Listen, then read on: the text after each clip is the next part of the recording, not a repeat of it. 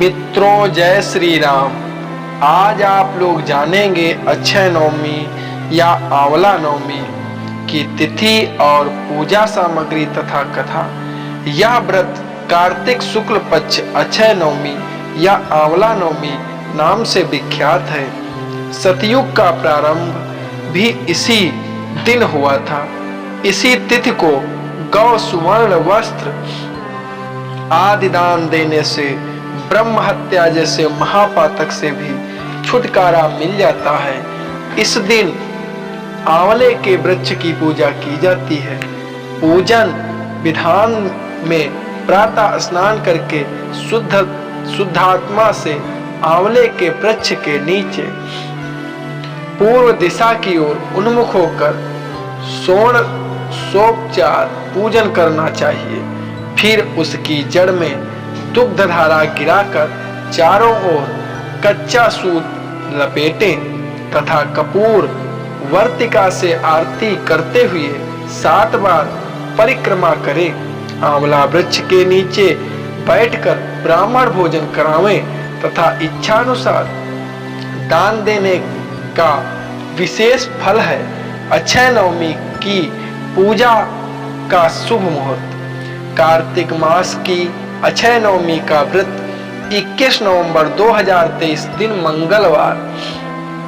अक्षय नवमी की पूजा एवं व्रत मुहूर्त 21 नवंबर 2023 दिन मंगलवार सुबह 6:48 से दोपहर 12:07 तक।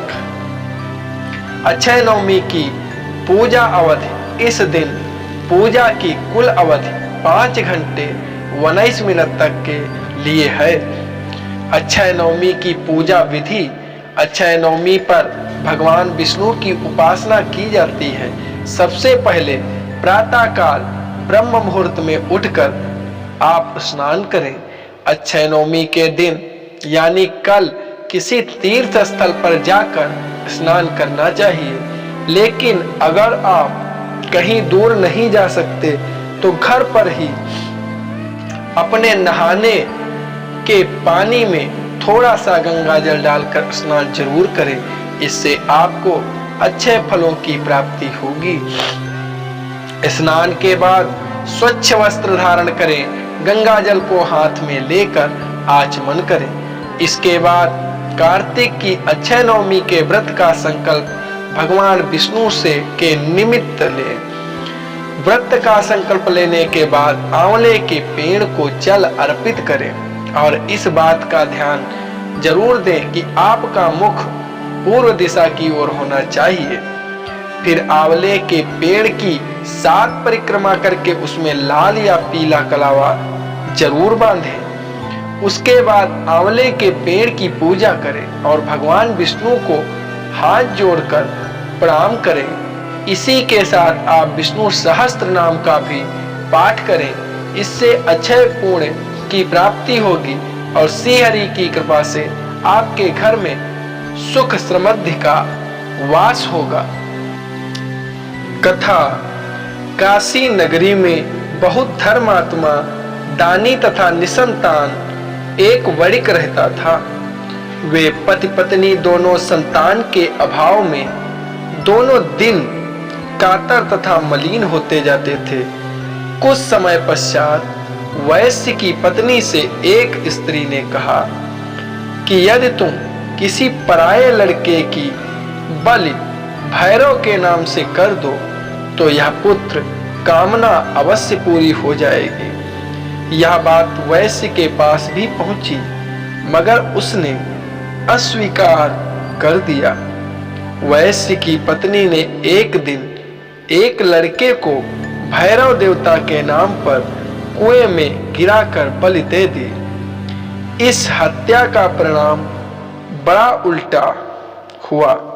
लाभ की जगह उसके सारे बदन में कोढ़ बहने लगा तथा लड़के की प्रेतात्मा उसे सताने लगी। ऐसी परेशानी देखकर वैश्य ने इसका कारण अपनी पत्नी से पूछा। उसने सारी कहानी शुरू से आखिरी तक कह सुनाई। ऐसा जानकर वैश्य ने हत्यारीन, पापीन आदि शब्दों से उसे काफी मर्माहित किया तथा बताया कि गोवध, ब्राह्मणवध तथा बालवध करने वाले के लिए इस संसार में कहीं भी ठिकाना नहीं है।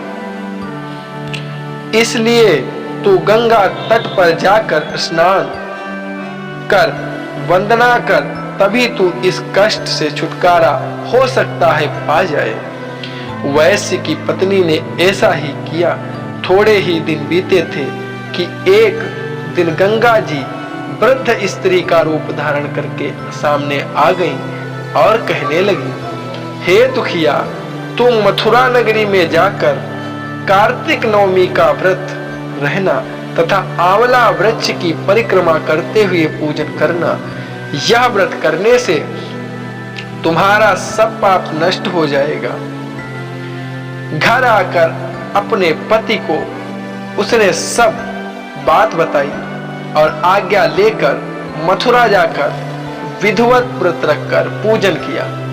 ऐसा करने भगवान की कृपा से दिव्य शरीर वाली हो गई और पुत्र लाभ कर इस जन्म में ही गौलोक को उसने प्रस्थान किया।